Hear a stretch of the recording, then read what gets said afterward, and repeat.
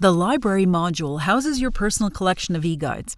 As the administrator, you can build your own e-guide library in two ways: by choosing from QuickSeries' vast collection of titles, or by creating your own custom content using the authoring tool.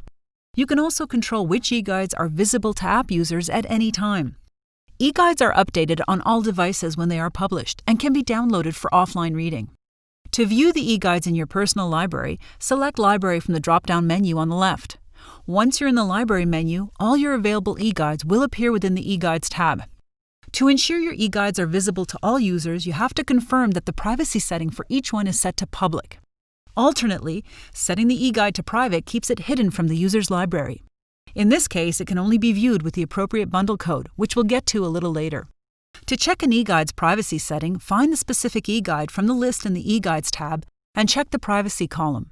If it is set to private, simply click it and select Public from the list. The e-guide will automatically be set to public and will appear in all users' apps.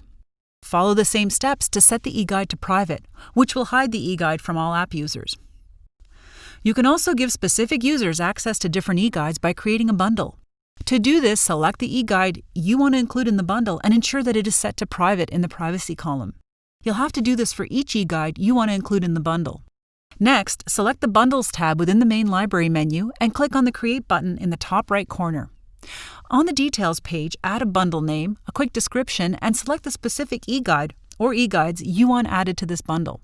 Note that only e-guides set to private will appear on this list. If necessary, set a redeem limit and expiration date by sliding the right-hand button to On for each option. Then provide the required information. When you're done, click Publish in the top right corner. Your new bundle and the code to share with users will now appear in the Bundles tab within the main library menu.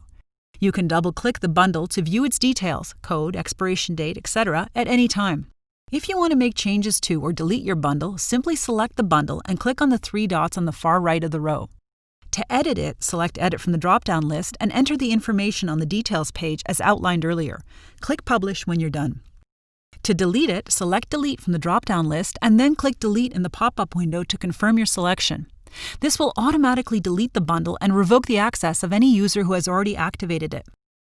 As the administrator, you also have the ability to deactivate a bundle. When a bundle is deactivated, the e-guide remains on the user's device, but future consumption of the code is disabled. You may reactivate a deactivated bundle at any time. If you don't want the e-guide to remain on the user's device, you have the option of revoking the bundle. This time, select Revoke from the drop-down list and click on Revoke in the pop-up window. If you change your mind, you can reinstate the revoked bundle. Just select Reinstate from the drop-down list and click on Reinstate in the pop-up window to confirm your selection. The revoked e-guides will be automatically placed back on the user's device.